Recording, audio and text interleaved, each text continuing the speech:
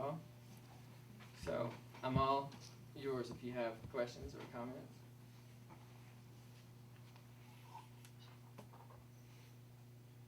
Heather? I'm curious about how you see evolution in your own work. You read from 2 different books tonight. How would you describe your own process so far? Going forward, or from that book from the first book to the second book? Well, the first book was a strange gathering of materials. You have folk tales retold kind of as in prose poem format, and then you have straight up poems, and then in a new edition of it, there's folk art, paintings by Memphis folk artist named Billy Moore, and all that's just kind of swirling together in that book. And so when I wrote that, I was really interested in the poetical qualities of folk tales I had heard growing up, and that I'd heard when I was harvesting folk tales deliberately, doing field work for 3 years, from 1999 to 2002. And when I turned to Gust, I was writing poems. I wasn't retelling folk tales exactly, although in some of the poems I do. And I was counting the other day, I think there are about 50 poems in Gust, and 30 of them are drawing on my folklore research.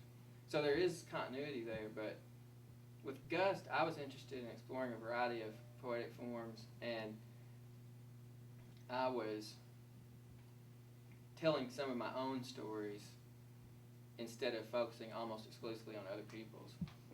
And the book that I'm working on now is really very different from both of those books. It's, I think, formally strange. It's formally more strange than either one of these books. Mm-hmm. I get a rural flavor. So is writing a little more proficient when you have a rural background? No, I don't think so. I think you're picking that up from me simply because I, in these two books anyway, was writing largely about eastern Arkansas where I grew up. And I grew up in a county that has no Walmart, no McDonald's, one stoplight, and in No which... whiskey stores. Pardon? No whiskey stores. There are some whiskey stores, but it's a very wet county, as are most of the counties in the Delta. Not like it. Yeah, there's a divide in Arkansas that all the dry counties are in the hills, and all the wet, and the lowland counties are almost all wet counties,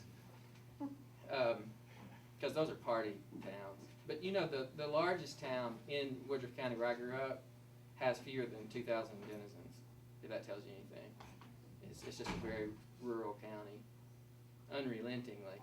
And I remember one time, this guy from Fort Smith, Arkansas, which is a sizable little town, came to pastor our church out in the Delta, and a few of his congregants from Fort Smith came with him and took up residence in Woodruff County and started attending our church. And I would talk about the difference between the town and the country, you know, because I grew up in Pumpkin Mill, which is out in the country, but the church was in McCrory, which is one of the towns. And this distinction seemed like a distinction without a difference for the Fort Smith folks. They're like, okay, so this is the city. This is the big city right here, Greg, right? Is that what you're telling me? I was like, well, this is the town. And it's like, no, this is the sticks. That's what they thought about the town. But I mean, I think that you can write, you know, poetry about any place, and it's like what Rilke says in Letters to a Young Poet. If you aren't turning what you know into good poetry, admit to yourself that the problem's with you, not with the material. You know, if you're a poet and you're saying, well, I haven't been exposed to the right things to write about. You know, Rilke says, well, look at yourself. It may be your fault, not the materials. And I really believe that. I think that anything can be material for poetry, which is one of the joys of writing. You know, just write about anything. Kirk. Do you find you have an ongoing interest in utilizing, modifying traditional forms for your work? traditional forms. Yeah, I mean, I don't think that'll ever go away.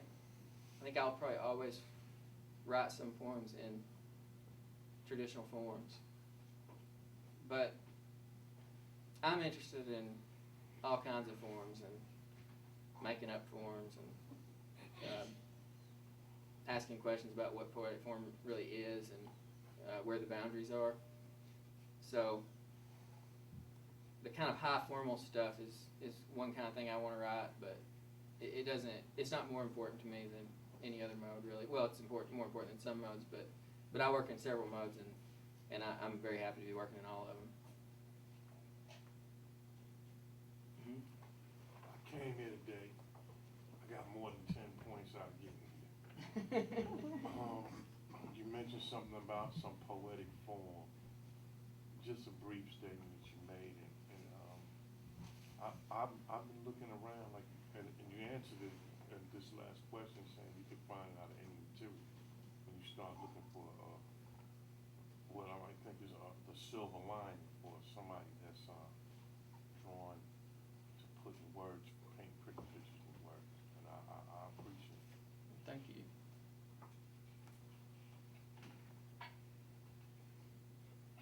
Someone asked you earlier today about your choice of poetry, and I don't know that you answered that.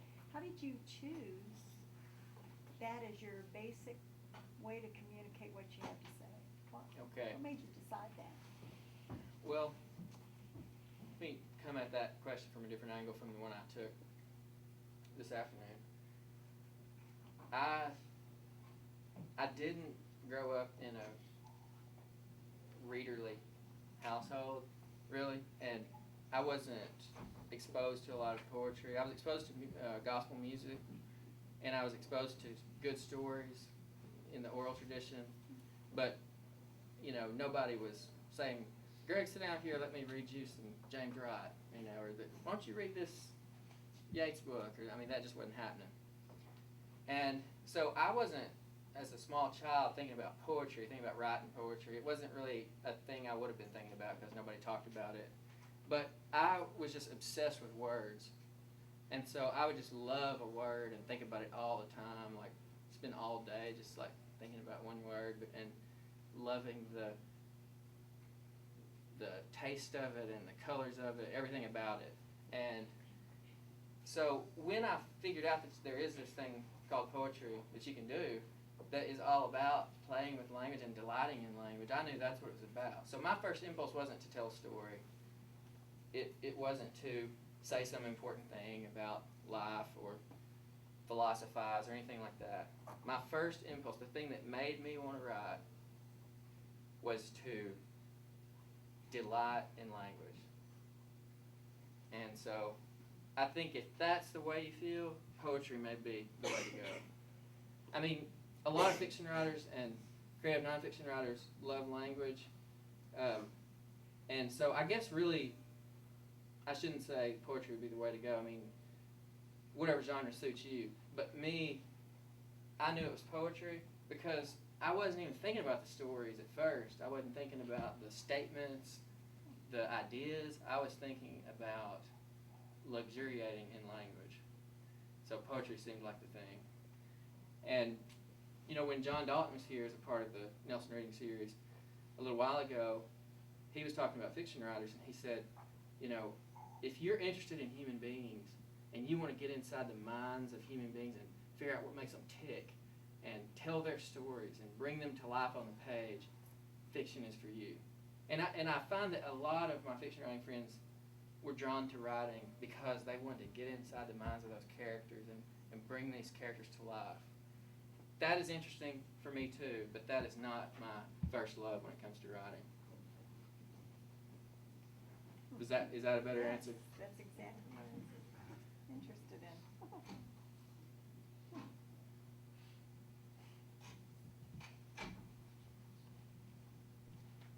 All right. Well, thank y'all.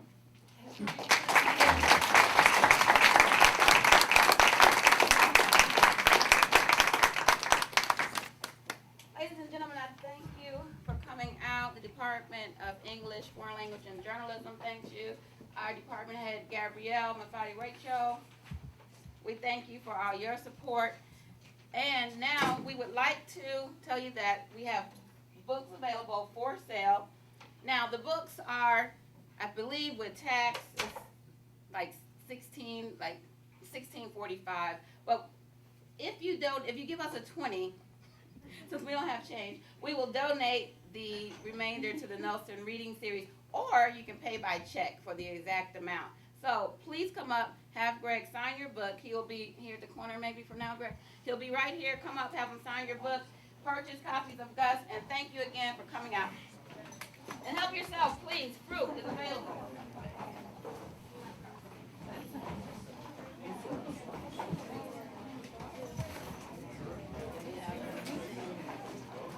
I think this is quick and sweet. Let me get my phone for you guys. Here I come, here I come.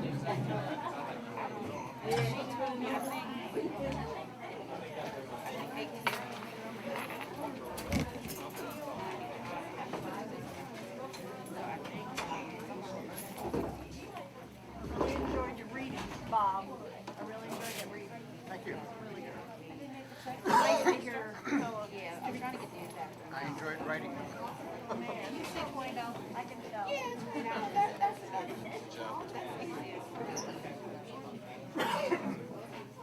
Here. And let me have one.